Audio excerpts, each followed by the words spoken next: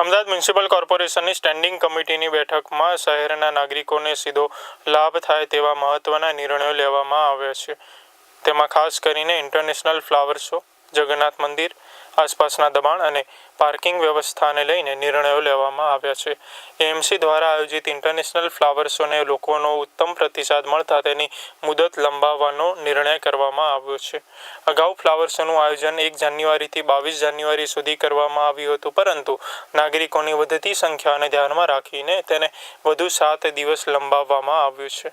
હવે શહેરવાસીઓ અને પ્રવાસીઓ 29 જાન્યુઆરી સુધી ફ્લાવર શો નિહાળી શકશે. રંગબેરંગી ફૂલો, થીમ આધારિત ગાર્ડન અને આકર્ષક રચનાઓ લોકો માટે વિશેષ આકર્ષણનું કેન્દ્ર બન્યું છે. સ્ટેન્ડિંગ કમિટીની બેઠકમાં જગન્નાથ મંદિરની આસપાસના દબાણ દૂર કરવાનો પણ મહત્વનો નિર્ણય લેવામાં આવ્યો છે. મંદિરની આસપાસ ગેરકાયદેસર દબાણને કાયદેસર દર્શનાર્થીઓને ભારે અસુવિધા પડતી હોવાની ફરિયાદો મળી રહી હતી. ખાસ કરીને રથયાત્રા અને તહેવારો દરમિયાન ભીડ વધતી હોવાથી સુરક્ષા અને સુગમતા માટે આ દબાણ દૂર કરવામાં આવશે. અમદાવાદ ઇન્ટરનેશનલ ફ્લાવર શો 1 જાન્યુઆરીના રોજ રાજ્યના માનનીય મુખ્યમંત્રી શ્રી ભૂપેન્દ્રભાઈ પટેલ સાહેબે ખુલ્લો મૂક્યો હતો. દિન પ્રતિદિન તેની આપણે વાત કરીએ કે લોકો ફ્લાવર શો જોવા માટે આવતા હોય છે. ગઈકાલ ઉત્તરાયણના દિવસે અને વાસી ઉત્તરાયણના દિવસે 60,000 કરતાં વધારે લોકો એક જ દિવસની અંદર આ ફ્લાવર શો જોવા આવ્યા હતા. આ રીતે જે રીતે લોક લાગણીને માન આપી અને લોકો જ્યારે વધારે માત્રામાં ફ્લાવર શો જોવા માટે આવી રહ્યા છે, તો આ ફ્લાવર શોને 1 અઠવાડિયા સુધી લંબાવવાનો નિર્ણય કરવામાં આવ્યો છે. અગાઉ 22 જાન્યુઆરી સુધી ફ્લાવર શો ચાલવામાં હતો. આગામી સમયમાં 1 અઠવાડિયું વધારે કરીને 29 જાન્યુઆરી સુધી આ ફ્લાવર શો ખુલ્લો રહેશે અને પરિણામે અમદાવાદની જનતા, ગુજરાતની જનતા અને જ્યારે ડિસેમ્બર જાન્યુઆરીમાં એનઆરઆઈ લોકો અમદાવાદમાં આવતા હોય એ લોકો આનો લાભ લઈ શકે એ માટે આ ફ્લાવર શો 29 જાન્યુઆરી સુધી લંબાવવામાં આવ્યો છે.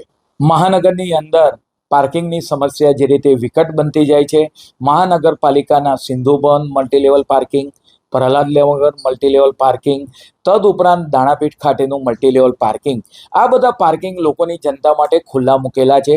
ટૂંક સમયમાં મધ્ય ઝોનની અંદર દાણાપીઠ પાર્કિંગ પણ ખુલ્લો મૂકવામાં આવશે. પરિણામે ટ્રાફિકની સમસ્યા હળવી બને.